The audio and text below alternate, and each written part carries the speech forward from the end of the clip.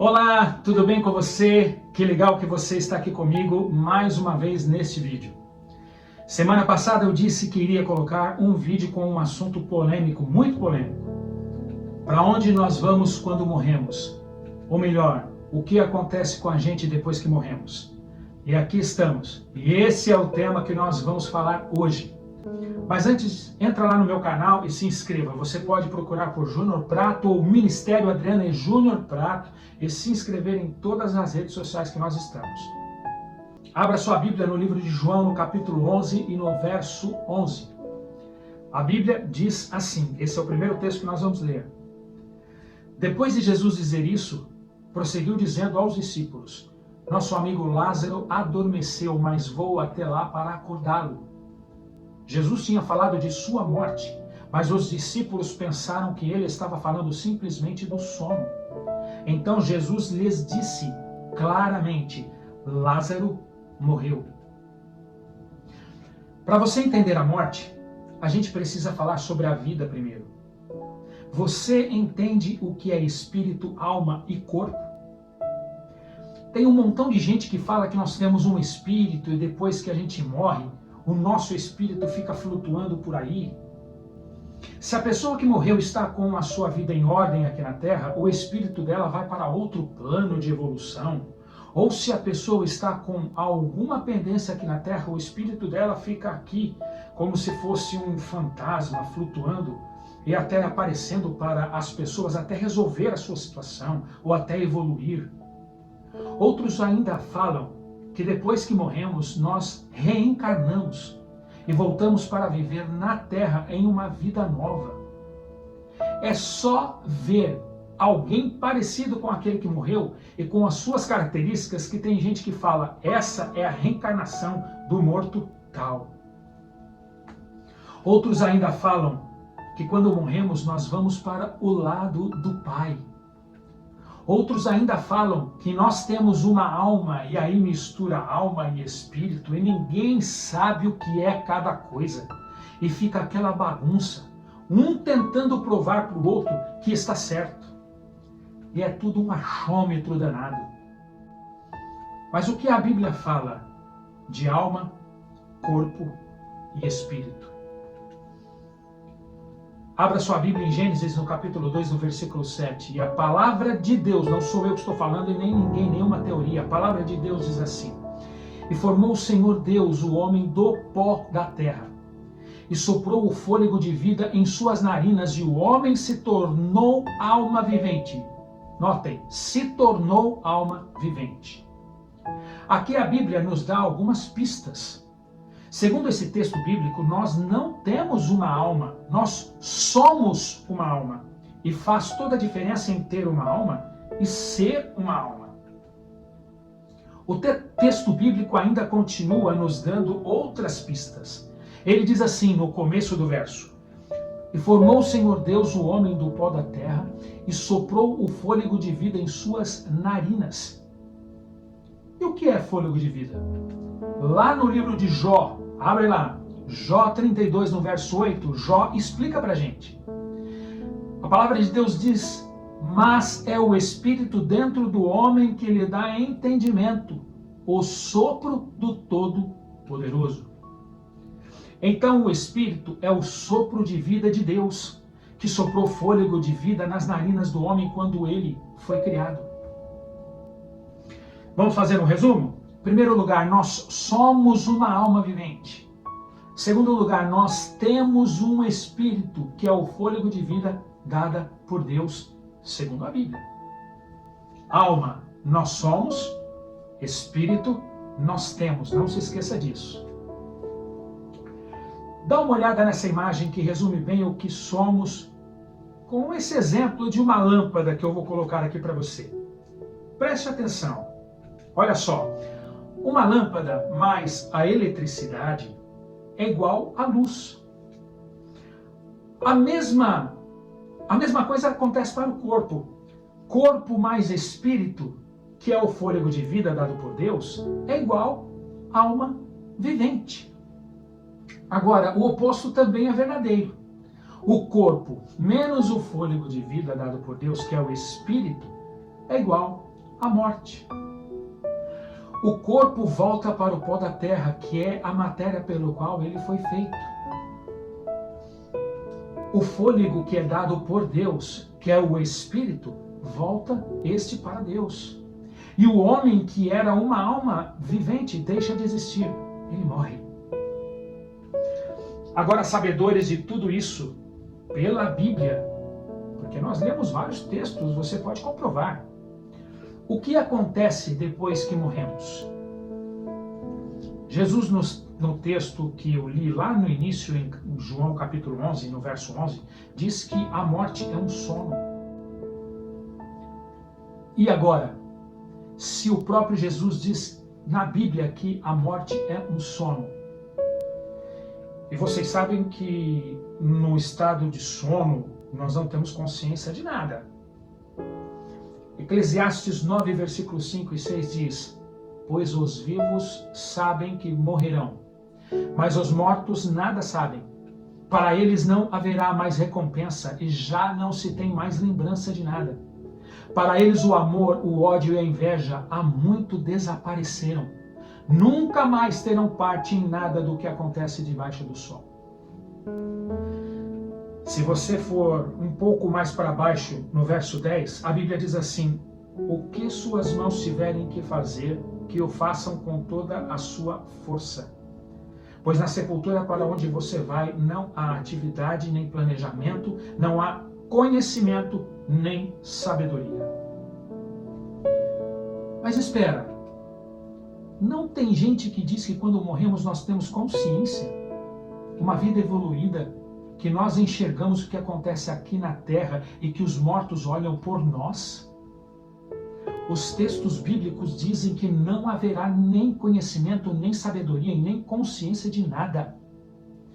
Querem ver uma coisa muito louca? Eclesiastes 115, no verso 17, diz assim, que os mortos não louvam o Senhor. Espera, não dizem que quando nós morremos estamos ao lado do Pai? Até falam assim pra gente, ele passou dessa para melhor. Ele está ao lado do Pai. E como viver ao lado do Pai sem adorá-lo? A Bíblia fala que os mortos não louvam o Senhor. E agora? Em quem acreditar? Quer ver outra coisa? A Bíblia diz em Eclesiastes, no capítulo 9, no verso 6, para eles, os mortos, o amor, a inveja, os sentimentos desapareceram. Nunca mais terão parte em nada do que acontece embaixo do sol. Como é que um ser que morreu e tem consciência, como dizem por aí, não vai ter sentimentos? Meu querido, a Bíblia fala que os mortos não têm sentimentos. Tá bom, meu pai morre, como ele morreu, meu pai morreu, e se ele olha por mim, como dizem, em estado de consciência, e eu estou passando uma vida tenebrosa aqui nesta terra, sofrendo terrivelmente, ele não vai sentir dor ao me ver passando por tudo isso? Mas a Bíblia diz que eles não têm sentimento e consciência de nada. Está meio estranho essa crendice popular?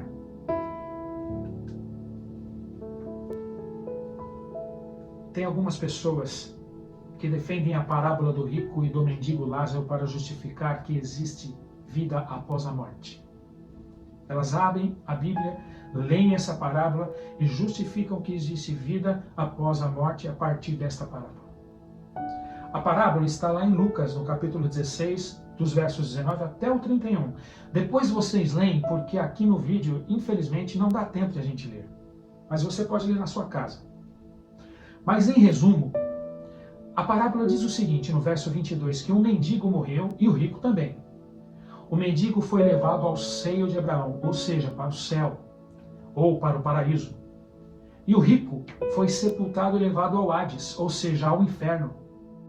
No verso 24, o rico, lá do inferno, olha para o céu e vê o mendigo, Lázaro, e pede a Abraão que o mendigo molhe a ponta do dedo na água e lhe refresque a língua lá no inferno. Depois Abraão, falando com o rico, diz que existe um abismo muito grande entre o céu e o inferno, que o mendigo não pode passar para lá e nem ele para cá. Aí o rico pede para Abraão mandar um mendigo aos 5 irmãos vivos para testemunhar a eles, para que eles não tenham que ir para o inferno como ele. E Abraão grita lá do céu para o rico no inferno: eles, seus irmãos, têm Moisés e os profetas. E o rico implora: mande alguns mortos então ter com eles. E mais uma vez Abraão grita: mesmo que os mortos ressuscitem, não acreditarão. Gente, tem alguma coisa estranha também nesta interpretação de que existe vida após a morte a partir desta parábola que Jesus citou. Querem ver? O céu e o inferno são tão próximos assim para uma pessoa falar com uma outra? Será que isso tem cabimento? Imagine você salvo no céu e o seu filho que se perdeu no tormento, está lá no tormento do inferno. Será que o céu seria um paraíso como a Bíblia descreve para você? Isso iria contra o que a Bíblia descreve como felicidade eterna. Nós nunca seríamos felizes ao ver nossos queridos que se perderam num tormento eterno queimando, por exemplo. Outra coisa, as pessoas dizem que quando nós morremos não temos mais corpo. Então por que o rico pedia que o mendigo molhasse o dedo e refrescasse a sua língua com água, se no estado da morte não existe corpo e nem sede? Gente, não use esta parábola para defender que existe vida após a morte. É incoerente. Aqui Jesus usa a parábola para se fazer entender a um público que acreditava nestas crendices como dualismo, imortalidade da alma, separação entre corpo e alma por ocasião da morte. Jesus queria alcançar os judeus com formação cultural e filosófica greco-romano.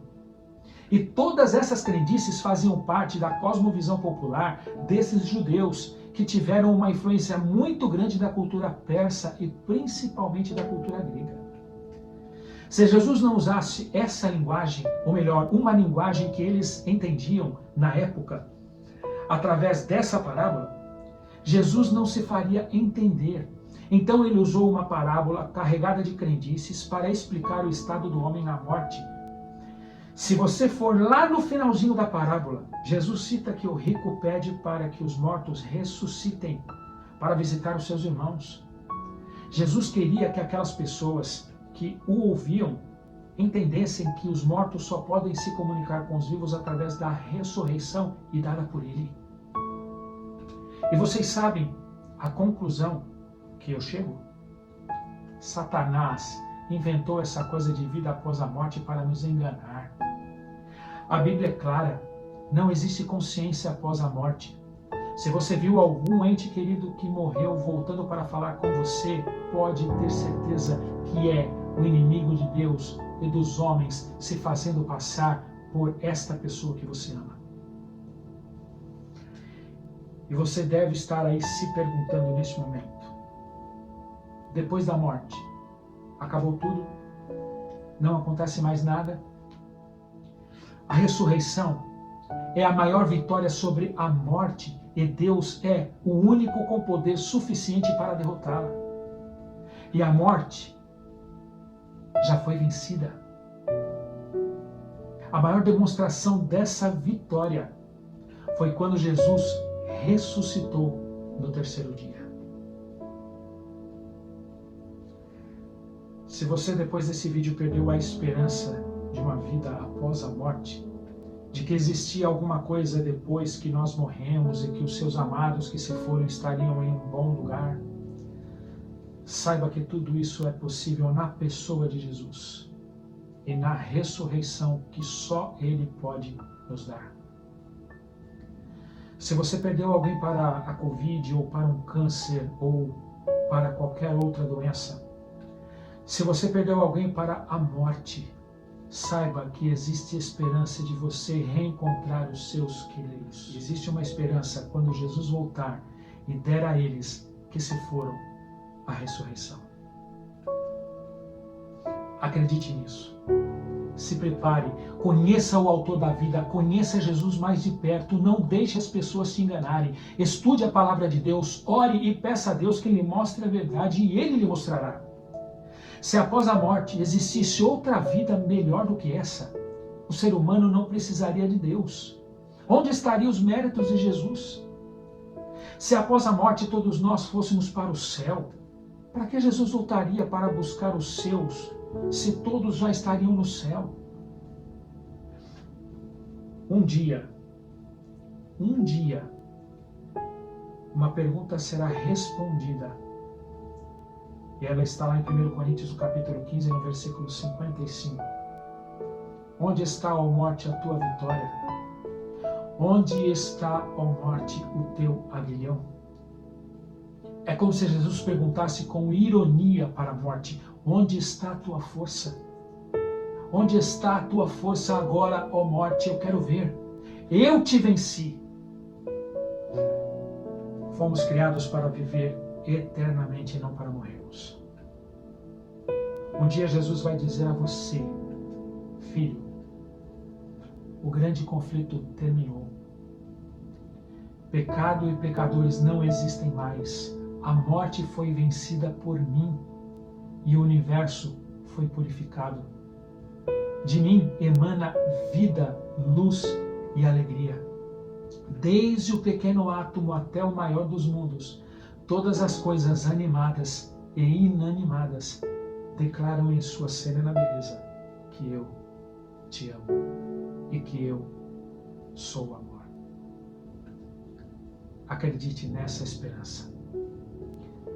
Vamos orar? Senhor, nosso Deus, nosso Pai, por favor, nos dê um maior entendimento da Tua palavra. Que estas crendices populares, elas não nos enganem. Que nós possamos conhecer exatamente aquilo que o Senhor tem preparado para nós. Que nós possamos discernir entre a verdade e o erro e seguirmos os Teus caminhos. Para isso precisamos que o Senhor nos dê entendimento. Pedimos também que o Senhor conforte o coração daquelas pessoas que perderam seus queridos para alguma doença. E que elas entendam que um dia existe uma esperança de vê-los quando o Senhor retornar, em nome de Jesus. Amém. Espero que você tenha gostado desse vídeo. Não é um assunto fácil, é um assunto polêmico, mas que você possa refletir e pesquisar lá na Bíblia, nos textos que eu dei, tá bom? Não fique assim só assistindo o vídeo, não, ou achando alguma coisa ou outra. Vai lá pesquisar, vai comprovar por você mesmo aquilo que eu falei, tá? Semana que vem nós temos um vídeo bem bacana para você, um vídeo de esperança, de amor, e que Jesus possa alcançar o seu coração. Fica com Deus, um beijo no seu coração, uma boa semana para você. Tchau, tchau.